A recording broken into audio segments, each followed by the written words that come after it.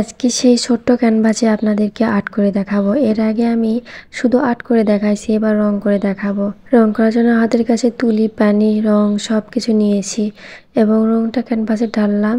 আর আমি নীল কালার করব, প্রথমে হালকা কালার করব, তারপর ডিপ কালার করব, কারণ নীল কালার আমার ভীষণ পছন্দ। আর এটা যেহেতু আমি ভালোবাসার জন্য করতেছি, এক কথায় লাভ লিখেছি, তো তার জন্য আমি নিজের পছন্দ মতো রংটা ইউজ করেছি। প্রথমে নীল কালার দিয়েছি, তারপরে আকাশি কালার মাঝখানে দিয়ে হালকা করেছি। দেখুন কত সুন্দর একটা কম্বিনেশন এসেছে।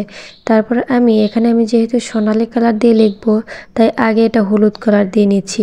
তাও একটা কালচে কালচে ভাব এসেছে, ঠিক সেই জন্য আগে হলুদ কালারটা ব্যবহার করা। আগে নিচে হলুদ কালার ব্যবহার করে ওপরে যদি আমি সোনালি কালারটা ইউজ করি তাহলে বেশি চকচক করে, তার কারণে আগে আমি হলুদ কালার করে নিয়েছি পুরো লেখাটাই, যেখানে যেখানে আমি সোনালি কালারটা ব্যবহার করব। আর আমার এখন লেখাটা শেষ হয়ে গেল। এখন আমার সোনালি কালার করার জন্য প্রস্তুত, তবে আগে শুকাইতে হবে।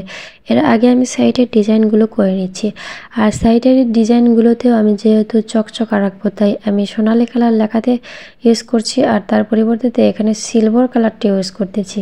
চারপাশে যে ডিজাইনগুলো আছে সেখানে আমি সিলভার কালার দিয়ে ডিজাইন করে নিচ্ছি, যাতে শুধু লেখা নয়, ওই ডিজাইনগুলোও চিকচিক করে। এই দুই কালারটাই যেন অনেক চিকচিক একটা কালার, সোনালি কালার এবং সিলভার কালার। তো আমি চারদিকে সিলভার কালার দিয়ে ডিজাইন করে নিচ্ছি। আর এই ক্যানভাসের আর্ট করা আমার আগেই ছিল, আর সেই ভিডিওটা আপনাদের সাথে আমি শেয়ার করেছি।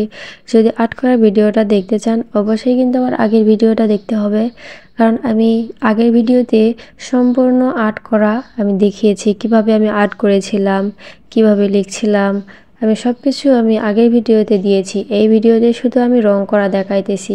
একসঙ্গে দুইটা ভিডিও নিয়ে আসলে অনেক বড় হয়ে যায়, লং হয়ে যায়, তার কারণে দুইটা নিয়ে আসিনি, দুইটা আলাদা আলাদা পার্ট করেছি। তো আমার সিলভার কালার করা শেষ। আমি এখানে ছোট্ট করে লাভ দেব এবং যেখানে যেখানে ফাঁকা রেখেছি সেখানে সেখানে আমি লাভটা ইউজ করব। আর লাভটা দিচ্ছি লাল কালারের। আর এখন আমি সোনালি কালারটা ব্যবহার করব, যেখানে হলুদ কালার আছে সেখানে সেখানে আমি সোনালি কালার দিয়ে নিচ্ছি। আর দিতেই কত সুন্দর চিকচিক করতেছে।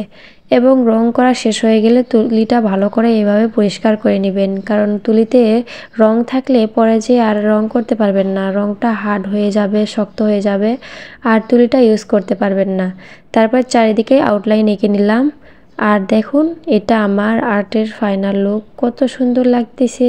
ক্যামেরাতেও অত ভালো বোঝা যাচ্ছে না, তবে বাস্তবে কিন্তু অনেক সুন্দর লাগতেছে, অনেক চিকচিক করতেছে। হয়তোবা বাস্তবে এতটা সুন্দর লাগছে না, এতটা চিকচিক করতেছে না। আর আমার ফুল ভিডিও দেখার জন্য সবাইকে অসংখ্য ধন্যবাদ।